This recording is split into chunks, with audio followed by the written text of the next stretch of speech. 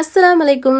இது நேத்து இஃப்தாருக்கான வீடியோ. நேத்து இஃப்தாருக்கு ரொம்ப சிம்பிளா தான் பண்ணியிருந்தேன். கேரமல் புட்டிங் செய்யலாம்னு சொல்லிட்டு ஃபர்ஸ்ட் கேரமல் ரெடி பண்ணிட்டேன். கூடவே வந்து ஒரு மிக்ஸி ஜார்ல 2 பிரெட் ஸ்லைஸும் ஒரு 2 முட்டையும் எடுத்துக்கிட்டு கூட கொஞ்சம் தேவையான அளவு சக்கரை, ஒரு அரை டம்ளர் அளவுக்கு பால் சேர்த்துட்டு நல்லா பீட் பண்ணி எடுத்துக்கோங்க. டேஸ்ட் கொஞ்சம் தூக்கலா இருக்கட்டும். நான் ஒரு 10 முந்திரிக்கான் சேர்த்திருக்கேன். நீங்க தேவையான சேர்த்துக்கலாம், இல்லைன்னா ஸ்கிப் பண்ணிக்கலாம். ஸோ இது நல்லா அரைச்சு எடுத்துக்கிட்டு நம்ம ஏற்கனவே கேரமல் பண்ணி வச்ச பேன்ல ஊத்திட்டு ஒரு 15 நிமிஷம் அளவுக்கு ஸ்டீம் பண்ணி எடுத்துட்டீங்கன்னா சூப்பரான கேரமல் புட்டிங் ரெடி. இன்னைக்கு வந்து நம்ம வீட்டுல செஞ்ச பஜ்ஜி மாவு மிக்ஸ் வச்சு பக்கோடா தான் செய்ய போறேன். ஒரு வெங்காயத்தை நல்லா ஃபைனா நீல வாக்குல கட் பண்ணி எடுத்துக்கிட்டேன். கட் பண்ணி எடுத்து வெங்காயத்தை கூட கொஞ்சம் கருவேப்பிலை, ஒரு 2 பூண்டு தட்டி போட்டிருக்கேன். இது எல்லாத்தையும் நல்லா வந்து விரவி பஜ்ஜி மாவு மிக்ஸில் வந்து லைட்டாக கொஞ்சம் தண்ணி தெளிச்சு நல்லா விரவி எடுத்து கொஞ்சம் கொஞ்சமாக உங்களுக்கு பிடிச்ச ஷேப்பில் வந்து பொரிச்சு எடுத்துட்டீங்கன்னா சூப்பரான பக்கோடா ரெடி. புட்டிங் கொஞ்ச நேரம் ஆற விட்டு அப்படியே ஒரு பிளேட்ல வச்சு திருப்பி எடுத்துட்டோம்னா சூப்பராக கேரமல் புட்டிங்கும் ரெடி ஆயிடுச்சு. இன்னைக்கு ஜூஸ்க்கு வந்து நான் விட்டமின் ஜூஸ் தான் செஞ்சிருந்தேன். ஸோ இது விட்டமின் பிளஸ் புரோட்டீன் எல்லாமே கலந்தது. இந்த ஜூஸ் எப்படின்றத கீழே இருக்க லிங்க் செக் பண்ணி பார்த்துக்கோங்க. இஃப்தாருக்கு இன்னைக்கு ரொம்ப சிம்பிளா செஞ்சனால நைட்டு வந்து டின்னர் தோசை, இட்லி, நண்டு கிரேவின்னு வச்சுட்டேன். இந்த ஆயில் கண்டெய்னர் செம்ம சூப்பரா வருதுன்னு சொல்லலாங்க. ஏன்னா சுத்தமா ஒரு டிராப் கூட வந்து ஆயில் லீக் ஆகுறது இல்ல. அதே மாதிரி இந்த காஸ்ட் அயர்ன் தவா கூட சூப்பரா இருக்குங்க. நான்ஸ்டிக் தோத்துச்சு போங்க. வீடியோ பிடிச்சிருந்தா சப்ஸ்கிரைப் பண்ணிக்கோங்க. நெக்ஸ்ட் வீடியோல பார்க்கலாம். பாய்.